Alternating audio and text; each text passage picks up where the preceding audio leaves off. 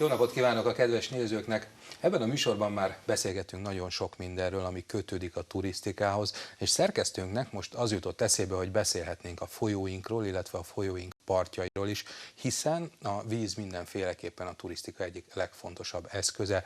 Ha meg nagy folyókról van szó, mint például a Dunáról, pláne, mert hogy ma a Dunáról lesz majd szó. Első vendégünk Zebegényből érkezett, Kezitcsókolom. Jó napot kívánok! Mielőtt bármiről beszélnénk, ön hozott egy üvegben vizet. Milyen Igen. víz ez? Ez egy zebegényi forrásvíz, Erzsébet forrásnak hívják. Nagyon kevés ásványanyagot, oldott ásványanyagot tartalmaz, ezért például tisztítókúrára is kitűnő. Mióta megkóstoltam, azóta mi rendszeresen ezt isszuk, és a faluban mindenki, meg budapestiek, nyaralók viszik rendszeresen haza kannákban. Úgy kell elképzelni, ezt akartam kérdezni, hogy odaállnak sok-sok műanyag flakonnal, és igen, engedik bele a vizet? Lehet tudni bármit egyébként a forrás, hogy milyen mérő jön föl például? Szerintem ez a hegyekből jön, és valahogy a patak segítségével, ezt nem tudom. Tehát valahogy megkóstolhatom én ezt a vizet? Azért hoztam. Csak azért, mert én akkor utána majd megízlelem, és kíváncsi vagyok, hogy tudok-e kérdezni belőle valamit. Lehet, hogy megoldódik a nyelve tőle. Hát a nyelven megoldódott, egy icipici ilyen édeskés utóízt érzek benne, tehát ennyiben mindenképpen más, mint a csapvíz, vagy a mi poharunkban tárolt víz. És miért pont ezt isszák? Azon kívül, hogy zebegények, és nyilván lokálpatriotizmusból is egy picit. Ízlik nekünk, tehát ez mind benne van. Na hát Zebegény. Igen. Ha valaki Budapestről elindul, és ez már sok-sok évtizede így van, akkor indulhat erre, arra, amarra, de az egyik cél, hogyha mondjuk egy nap alatt vissza is akar érni, akkor az biztos, hogy Zebegény. Ez tökéletesen így van, és annyira, hogy én is Budapestről indultam, tehát a családom ősnyaralóként van nyilvántartva Zebegényben, most már állandó lakos vagyok én is, bár némileg még ingázom, mert édesanyám még Budapesten él. Aki egyszer eljutott Zebegénybe, az többé-kevésbé ott marad. Ez vonatkozik angolokra, hollandokra, németekre, tehát vannak rendszeres nyaralóink, akik házzal rendelkeznek, hollandok, németek, angolok, és szépen törik a magyar nyelvet, és lehet mindenféle nyelven beszélgetni velük, és ugyanakkor Zebegény egy eredetileg tót, majd sváb falu, tehát ez egy tökéletes keveredés itt. A tót az ugye a szlovák? Igen, csak ugye akkor ezt még tótnak kellett ejteni, tehát tulajdonképpen vannak ilyen pinces sorok, és ott amellett vannak az úgynevezett régi tótházak. És őrzik még a nyelvüket? Nem. Nem? Tehát teljesen Ez egy érdekes dolog volt, mert ugye Nagymaros is sváb falu, ott a háború után Nagymaros németnek vallotta magát, a Zebegény magyarnak, tehát amennyire én tudom, ilyen elbeszélésekből ugye egyszer a németek hurcoltak el embereket Zebegényből, mert hogy magyarnak, vagy vallották magukat, majd az oroszok, mert hogy németek, úgyhogy ilyen kétszeres népességcsökkentés volt. Nem tudnak magyarul, nem tudnak németül, viszont van pár éve német nemzetiségi iskola, az általános iskola, tehát újra föléleszgetik ezeket a hagyományokat.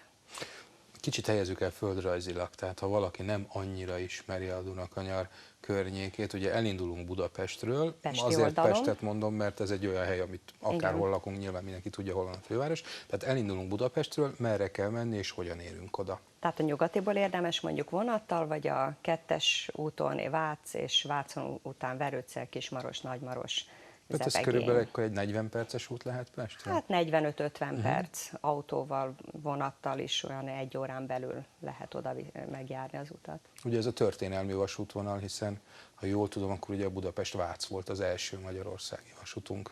Hát biztos jól tudja. Valószínűleg jól tudom, igen. Ha már ott vagyunk Zebegényben, akkor mi mindent érdemes megnéznünk? Hát ugye a forrást azt említettük, van a Kós Károly tervezte templom, amit most újítottak föl az eredeti tervek szerint, annak idején nem volt elég pénz a homlokzatnak az eredeti tervek szerinti megoldására. Van egy hajózási múzeumunk, és van egy Szőnyi múzeum. Na most ugye attól, hogy Szőnyi ott élt és festett, attól elindult egy ilyen pár éve, egy ilyen rendszeresen 2-3 évente egy festőverseny, Szőnyi festőverseny, ami idén úgy hallottam, hogy egy 2 napos lesz, és hoznak, tehát mindenhol az egész országban meg lesz hirdetve, és most nem kifejezetten Szőnyi, hanem egy szőnyi tanítvány Kórusz József emlékére, aki tavaly hunyt el. Hajómúzeum. Nekem ez, mint férfi, bocsánat, ez fogta meg legjobban a fantáziámat. Hogy kell ezt elképzelnünk? Hogy néz ez ki? Volt egy hajós ember, én még ismertem, pár éve hunyt el, és csodálatos előadást tartott, például a gyerekeimet, iskoláját, egy osztályt vittem oda el, és a tanárnő elcsodálkozott, hogy a gyerekek még soha ilyen jónak nem látta őket, ültek a földön, és hallgatták az öreg hajóst, olyan, mint egy mesebeli kalóz olyan volt, és mindenféle, amerre járt a világban, afrikai emlékek, minden, amit hajózás közben össze lehet gyűjteni. Tehát tulajdonképpen egy ház be van rendezve ezekkel. Most már a lánya tartja fenn, de működik, mint múzeum. Önöknek pedig ugye Dunakanyarház néven Igen. van egy szálloda, panzió, hogy Ez nevez? apartman. Ez egy tehát apartmanház. minden apartmanhoz konyha tartozik, tehát önállátó, aki oda jön. Hogyan jött az ötlet, hogy belefogjon egy ilyen vállalkozásba? Hát ugye adott volt a telek, ami elég nagy volt, és csak egy kis kulipintyó volt rajta, amit még a szüleim építettek, és akkor nagyanyámtól örököltem egy házat, amit eladtam, és abból és sok-sok banki hitelből megépítettük ezt, és végül is jókor jött, mert ugye válság meg egyéb miatt különböző egyéb munkákat elvesztettünk, úgyhogy így most a párommal együtt ebből, én nekem most már van munkám, más is, de ebből egészítjük ki a törlesztést. Igen, na ezt hagyjuk is, ezt a banki dolgokat talán.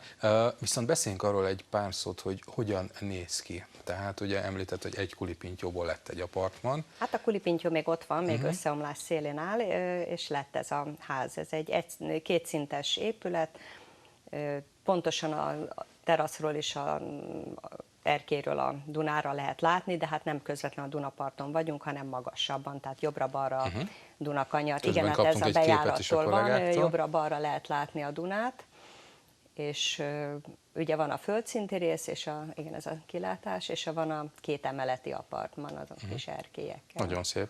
Igen, itt a földszinti terasz, ahol Gondolom, hogy sok ide ember reggelente elfér. kiülnek szívesen Meg a vendégek hajnalig. kávézgatni, meg hajnalig ott ülnek, Igen. hát persze. Igen. A kilátása megfizethetetlen, a vendéglátás vagy a hely? Hát szerintem minden együtt.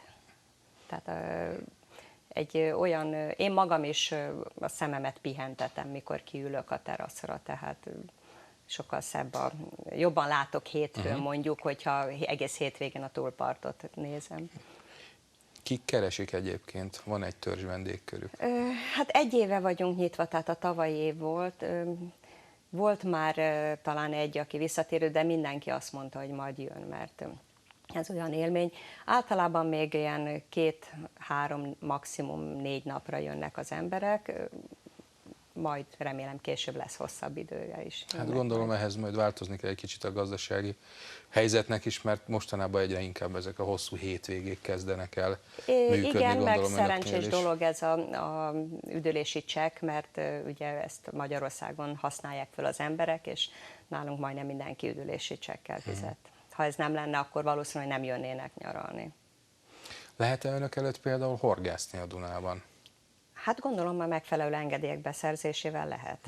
Tehát nem jellemző, hogy megjelennek egy mikrobusszal a horgászok, és hajnalban eltűnnek, és csak este jönnek vissza önökhez. Nem nagyon, nem ilyen. Nem.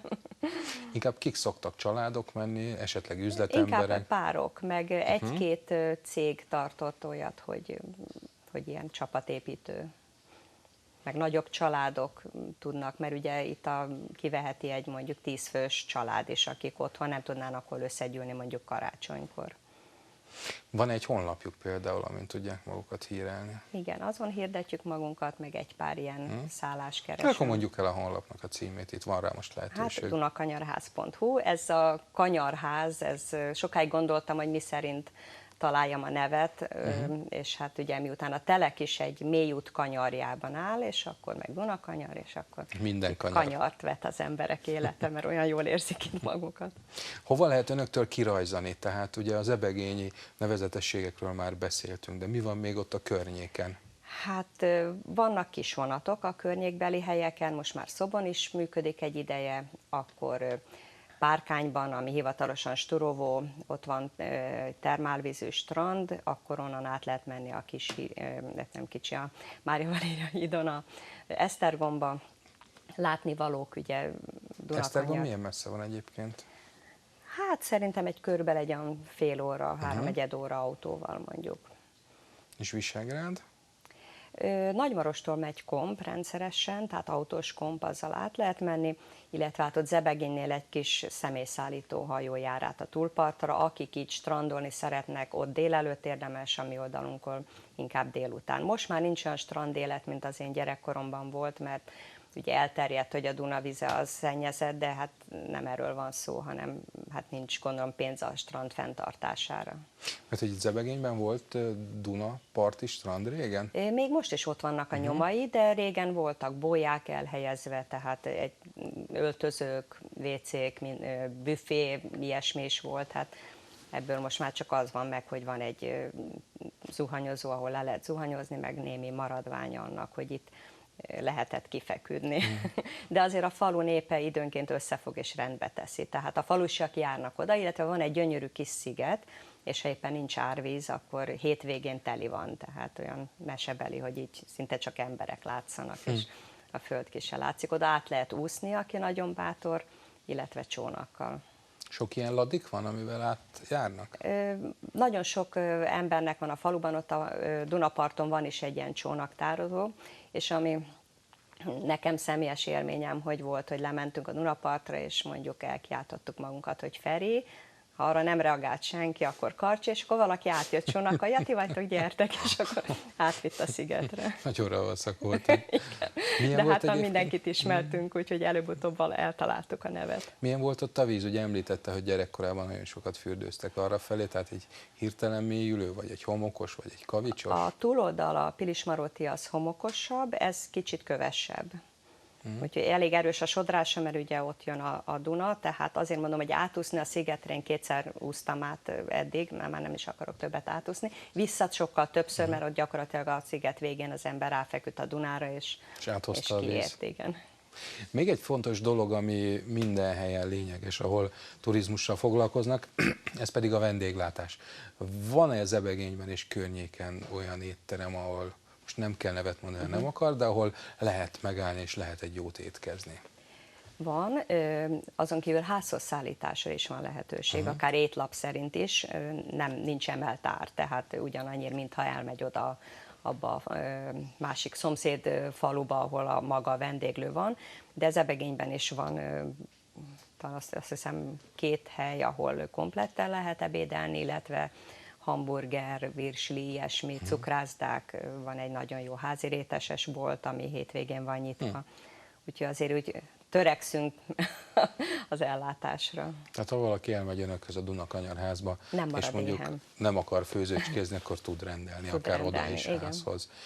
Kiknek ajánlja igazából? Tehát most azon gondolkodom, hogy ha van mondjuk egy fiatal pár, ők bújjanak el oda egy picit a világ elől, vagy hogyha van adott esetben egy nyugdíjas házaspár, akik meg már inkább csöndet, pihenést ajánlnak, szóval kik lennének azok, akiknek igazán jó Igazából az önök helye? mindenkinek, tehát meg lehet találni a csendet is, illetve meg lehet találni a környéken, a faluban akár a zajosabb szórakozást is, illetve ahol mi vagyunk, az egy aránylag szomszédok nélküli rész, tehát akár ők is zajonghatnak, hogyha mondjuk csapatépítésről van szó.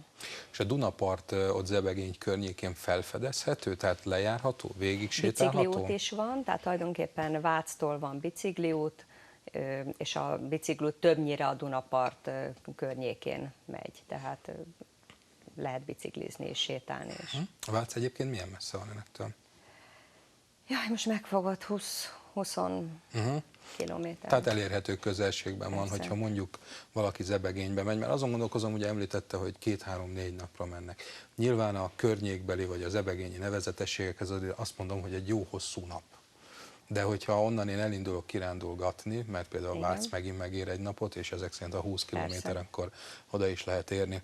Ugye, hát például a főtér az nagyon szép lett. Szokott egyébként ön Vácot járni? Szoktam, de inkább át rajta.